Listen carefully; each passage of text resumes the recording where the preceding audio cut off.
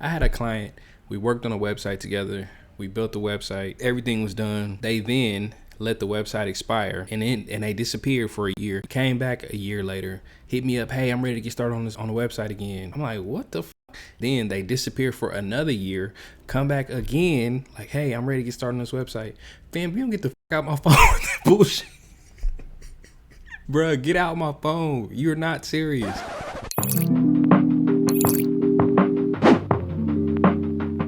What's good, YouTube? It's your boy Ro back in the video. Today we're going to talk about the dark side of freelancing, so stay tuned to check it out. Peace. All right, before we get started, don't forget to like the video, comment, and let me know how you feel about this. If you're a freelancer, I want to know your experience. Also, turn on the notification bell so you know when I drop a video. Let's get started. All right, guys, so as you know, I've been freelancing full-time for 3 years. I might have to get a job soon because the economy is whooping my ass. I can't eat. I'm broke. I'm broke. But I want to talk about my experience in these past 3 years and some of the cons that I've noticed since I went full-time. So let's talk about it. Con number one, it's all on you. When you decide to work for yourself or start a business or freelance full-time, you realize quickly it's all on you. Yes, you can go get you a team. Yes, you can do all this other stuff. But at the end of the day, you are the head of the snake and all the responsibility falls on you. So that's one of the cons, just because most times people don't understand where you're coming from. They don't empathize with what you're going through. They don't care. You know what I mean? So you kind of got to just thug it out and tough it out.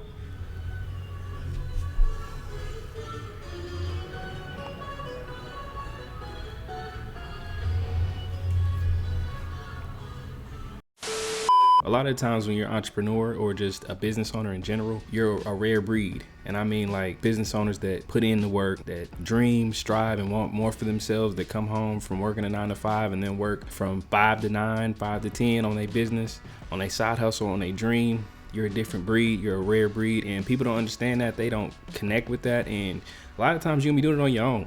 A lot of times you ain't gonna have no help, you ain't gonna have no teammates, you ain't gonna have no support. You know, it's just gonna be you, and that sucks. You know, for me, in my early days, man, I would be by myself. You know, people around me would be like, man, you just need to quit, you just need to get a job, you just need to do this, do that. But they didn't understand, like, I had a burning desire to work for myself. I had a burning desire to be free and to be able to travel and just do what I love to do while getting paid for it handsomely. You feel me? Like, I wanted it. I wanted the freedom. I hated going to an office every day. Oh my God, I still hate that shit. That's one of the main reasons why I would hate to get a job, because I don't want to go into the office and listen to people's bullshit while I design all day. I don't want that. So yeah, it sucks, but if you build for it, you'll figure it out. The next con, uncertain career progression. So when you're freelancing, you're unsure if you're making the right moves or if you're growing as a designer. So you have to challenge yourself in ways that you would be challenged if you had a job. For me, I like to challenge myself. Okay, this week I'm gonna design 3 logos, 4 logos, whatever, right? But how do you really know if you're growing in your career? How do you know if you ranked up? How do you know if you can afford to give yourself a raise? Because it's so uncertain at times, and it's so random when money's coming in, or you know what I mean, like, or even in this economy where some people can't even afford to use your services. It's weird in ways that, yes, you have all this freedom, then other times you might not have the freedom because you might be broke and you might have to go get you a little side hustle, or you might have to raise some funds in another way. So just the career progression in itself. It's also rewarding. When I was married, I told my ex, I was like, hey, I want to start freelancing again. Up to that point, I had never made more than like $50 for a logo. But I was like, I'm better than I was when I was freelancing. This is a couple years after that. She told me dead to my face, fam, nobody's ever gonna pay you $500 for a logo. That hurt my soul.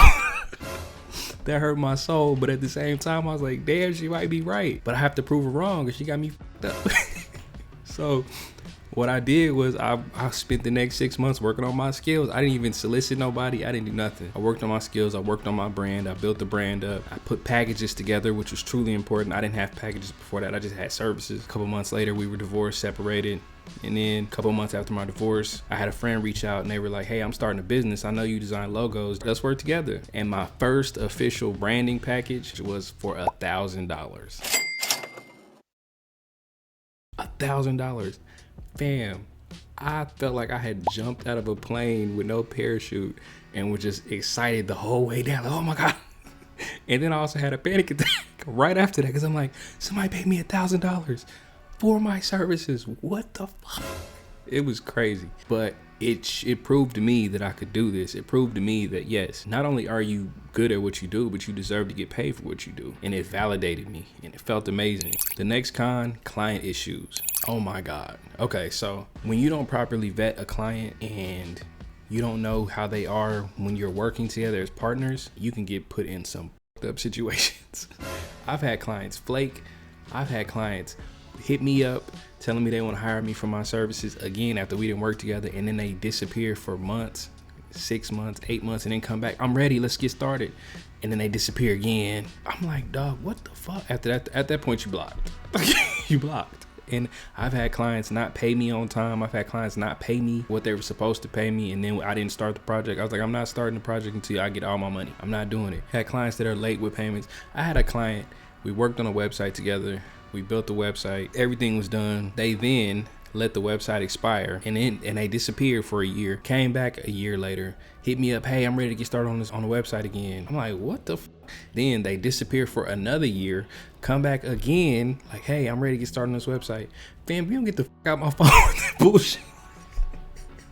At that point, bruh, get out my phone. You're not serious. You're bullshit. You already paid me. I've already done my work. I'm done. You're not gonna keep popping in and out, bro. Do what the f you supposed to do. Take care of your business. Damn. So yeah, when your income is solely based on freelancing and clients and stuff like that, you gonna meet some bullshit. It's gonna be stupid. You just gotta hold yourself together, because at the end of the day, this is what you love to do, and it's worth it because you're gonna have more wins than you have losses. You just gotta learn from the losses and the wins, put all that shit together, and most importantly, you need to vet these fucking clients. Okay, vet them. Ask them questions. The next con, income instability. One of the things I'm proud of myself, and I'm glad that I did early on, was I learned how to digital market myself. So what I mean by that is I bought a course on just the full gambit of digital marketing. So I learned SEO, Google ads, Facebook ads, Reddit, LinkedIn, editing, email marketing, text marketing, the whole thing. I bought a course and it taught me how to do that, because I learned early on in my first business, I don't know how to market myself. I don't know how to sell myself. I don't know how to brand myself. I didn't know any of that. I just knew how to design. And when you don't know how to market yourself, the income instability is real. You're gonna struggle, and you're gonna be relying off of referrals instead of being able to control everything. I have control issues. I want to be able to know when my next project is coming. I want to be able to know if a certain way of me marketing is working. I don't want to just be throwing shit at a wall, watching it slide down and watching nothing stick, or just rarely something sticks. I don't want to be scraping by, none of that. Like, I wanted to learn how to digital market, and I did. So I would tell all of you guys to take some time to learn how to digital market your business. Learn SEO, learn Google ads, learn keyword research, learn how to market your brand in a way that's going to make you some money, because if you don't, it's gonna be feast or famine for you, and you're gonna struggle. I've been there, I've done it, it sucks. The next con, isolation. So I've noticed since I moved to San Diego, I have these periods where I'm not getting around as much as I would like. I'm not going out and exploring as much as I like. I'm more isolated, and that sucks. But I have to catch myself from doing it. I realize, like, these days are kind of just flying by. I wake up, I work out, I cook my food, I work out again, or I'll relax or something. By then it's nighttime and the day's damn near over. You feel me? And that sucks, because I'm a person that wants to enjoy life. I want to explore more. I just moved out here about 6 months ago, so I have not seen everything. I have explored a lot, and I was dating around, and we were going around kicking it, looking at different shit, but I still want to explore on my own and have some of these experiences on my own. And I am a person, when I got a goal, I self-isolate, and that is not good. That is not good. So if you're like me and you're very type A, and you have these goals and these plans and these dreams and stuff like that, and you know the only way you're gonna get there is if you work your ass off to get there, you're gonna isolate yourself. And sometimes you got to bring yourself back to the earth, figure out, hey, I'm human. I need to be experiencing life too. Life is passing me by and I'm letting it. That's not a good look. So get out your comfort zone and go explore something this week. For me, please, because I'm gonna do that too. I just signed up for a basketball league. It don't start till June, but I'm about to start working out, about to start hitting the gym, hitting the basketball courts. I joined a little Facebook group, and we about to start hooping. I might vlog it. Let me know if y'all want to see that. The last con, and the most important con, overwork and burnout. All right, so I just told y'all everything is on you. You got to make all the decisions. You got to trust in your decisions. You got to figure out what you're going to do. And if you don't take time to work on your mental health, work on just doing things that make you happy, taking time away from the job, the grind, the hustle, whatever, you're going to get burned out. And you're going to get burned out quickly, especially you might not be making the money you want to make. You might not be in a new place and you ain't got no friends. You might, you know what I mean? Anything could be happening in your life. You could just be going through some real life be just lifing, dog. Just because you reach your dreams don't mean life ain't gonna hit you. My first week of freelancing full time, I had 2 funerals that week. And then I went through a breakup right in that same week. While you're working on this dream, you need to do things that make you happy. Like, again, I told you guys, I'm back hooping again. I'm back getting in the gym.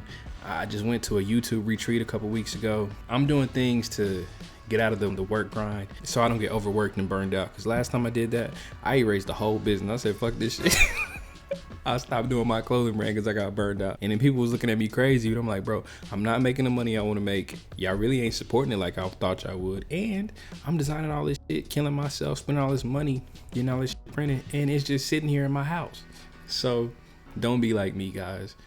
Avoid burnout as best as you can. All right, get out the house, go for a walk, go meditate, do personal projects, whatever it is. Just do something, bro. That's in this video. Hopefully you got something from it. I love you guys. I'm gonna holler at y'all soon. See y'all next week. Don't forget to turn the notification bell on as you subscribe so you know when I'm dropping videos. Peace.